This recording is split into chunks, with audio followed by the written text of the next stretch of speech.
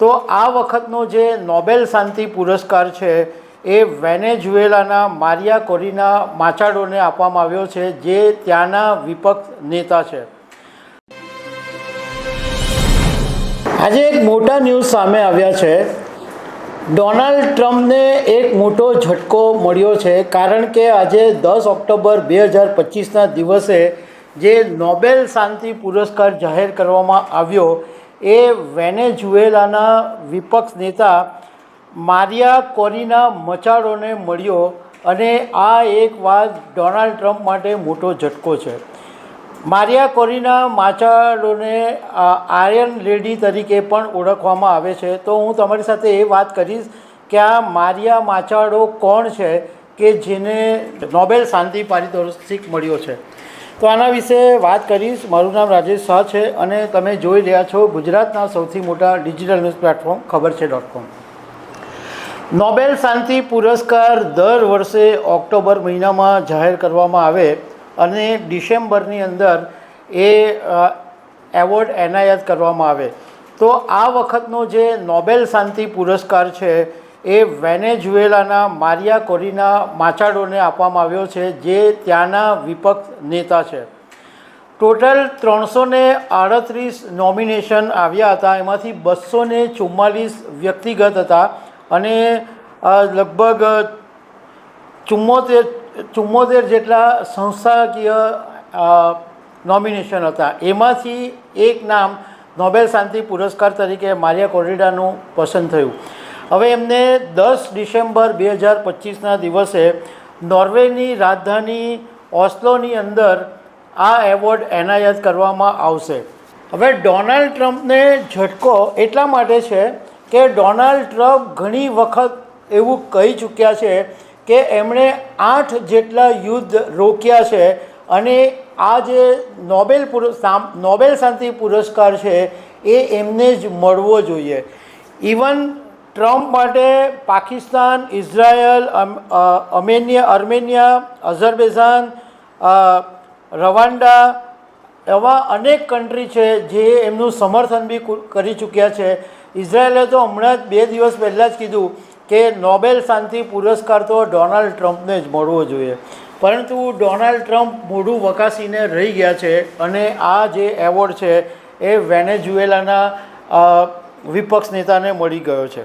હવે આ એવોર્ડ એમને શું કામ મળ્યો અને આ આયર્ન લેડી મારિયા કોરિના માચાડો કોણ છે એના વિશે વાત કરું તો પહેલાં એમને એવોર્ડ શું કામ મળ્યો તો વેનેઝુએલાની અંદર લોકશાહી અધિકારોને પ્રોત્સાહન આપવા માટે અને દેશની અંદર ન્યાયી તથા શાંતિપૂર્ણ ઉકેલ લાવવા માટે એમણે જે અથાગ પ્રયત્નો કર્યા છે એના માટે આ મારિયા કોરિના માચાડોને નોબેલ શાંતિ પુરસ્કાર જાહેર કરવામાં આવ્યો છે.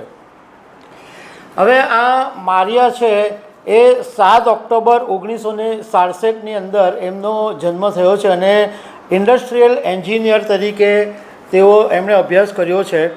અને મારિયાએ વેનેઝુએલાની અંદર એક રાજનીતિક પાર્ટી બનાવેલી છે જેના એ સહસ્થાપક છે, જે વેન્ટે વેનેઝુએલા છે.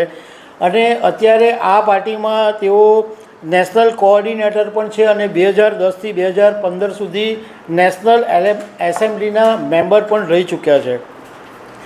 2024ની વેનેઝુએલાની અંદર રાષ્ટ્રપતિની ચૂંટણીમાં આ મારિયા ઉમેદવારી નોંધાવી હતી, પરંતુ એમને ચૂંટણી લડવાથી રોકવામાં આવ્યા.